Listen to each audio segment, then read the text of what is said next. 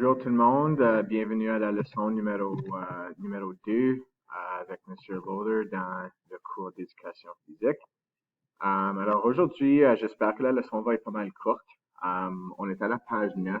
On va commencer à parler du rôle du sang et un peu le processus de l'oxygène. Alors jusqu'à présent, dans le cours, on a beaucoup parlé de le rôle de l'oxygène dans le corps. Et j'aimerais que vous êtes capable de maintenant associer l'oxygène avec la production d'énergie. Alors, si on veut comprendre un peu au sujet de l'oxygène, on doit savoir essentiellement c'est quoi le rôle du sang dans le corps humain, parce que il y a évidemment pas mal une relation entre les deux. Alors, le sang, couple de faits intéressants. Ben, monsieur trouve ça intéressant. Alors, suivez dans vos notes, vous avez une couple de tirets à remplir ici. Alors, le sang occupe 7% à 9% de notre poids corporel. Alors, souvent, quand on pense à notre poids corporel, on pense à les muscles, on pense à les os, on pense au gras, mais on laisse tomber le sang parce que ça occupe pas mal de notre poids corporel à environ 10%. Le volume, c'est 5 à 6 litres. Alors, si on pense à un carton de lait de 4 litres, tout le sang qui est dans le corps occupe plus que ça. Alors, la fonction essentielle du sang, c'est principalement le transport de l'oxygène dans le corps humain. On a beaucoup discuté jusqu'à date. On a des vaisseaux sanguins. Alors, on a jasé des capillaires dans les poumons qui ramassent l'oxygène.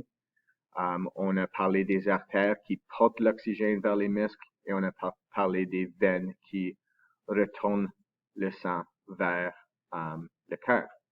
Alors, le transport de l'oxygène est extrêmement important quand ça vient au sang. L'autre rôle du sang, c'est ça transporte les produits néfastes que le corps n'aime pas vers les reins, sur les kidneys en anglais, et la foie. La foie, c'est le liver. Alors, le sang va apporter les produits néfastes aux reins et c'est là où ce qu'on produit l'urine. Alors, ça, c'est important pour nous parce que le sang va ramasser l'acide lactique dans les zones qui sont un peu plus élevées. Et les reins sont responsables et la foie sont responsables pour se débarrasser de ces choses néfastes. Pas non seulement l'acide lactique, évidemment, il y a aussi autres produits qu'on va se débarrasser. Maintenant, j'ai mis ici le fer. Alors, le fer, c'est iron en anglais. Alors, le fer, c'est un élément qui fait partie du sang. Et ça a un rôle intégral pour attacher l'oxygène dans le sang. Alors, les cellules rouges dans le sang sont faites du fer. Maintenant, ça a un lien avec la science parce que le fer est extrêmement proche avec l'oxygène. D'accord? Alors, souvent, on entend parler de si on va au médecin, si mon niveau d'énergie est bas, de temps en temps, le médecin va diagnostiquer un bas niveau de fer dans le sang, qui veut dire iron deficiency en anglais. Alors, souvent, on entend ça lorsque de temps en temps, je vais au médecin, je me sens extrêmement fatigué pour des semaines. C'est possible que on va prendre un test de sang et la concentration dans le sang est bas en fer. Ben, ça, c'est pas une excellente chose pour les humains parce que si mon sang est bas en fer, ça veut dire que je peux associer l'oxygène de façon basse. Alors, il y a des vitamines qu'on peut prendre pour augmenter la concentration de fer qui va faire que j'ai plus d'oxygène dans le sang. D'accord? Alors, le rôle principal de l'oxygène, monsieur a beaucoup écrit ceci jusqu'à date sur le tableau alentour, on a jasé. Oxygène veut dire production d'énergie dans la cellule du muscle, dans toutes les cellules. L'oxygène est nécessaire à la fin d'un long processus de production d'énergie. Monsieur l'a même écrit 2 fois. Source d'énergie pour l'oxygène. OK, on va finir ici avec le rôle de l'oxygène.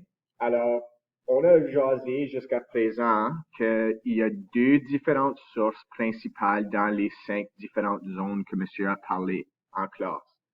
Alors, zone numéro 1 et 2, on a dit que l'oxygène est la source d'énergie principale dans ces zones-là. Dans zone 3, 4 et 5, le corps commence à brûler les glucides principalement. Okay? Alors, dans la zone 3, 4 et 5, on utilise les glucides. Alors, glucides, c'est une grande catégorie que les glucoses font partie. Alors, glucose, c'est un autre mot pour les sucres. OK? Maintenant, dans la zone 3, 4 et 5, lorsque l'oxygène est présent, une molécule de glucose en présence d'oxygène va produire 36 unités d'énergie, qui est beaucoup. OK?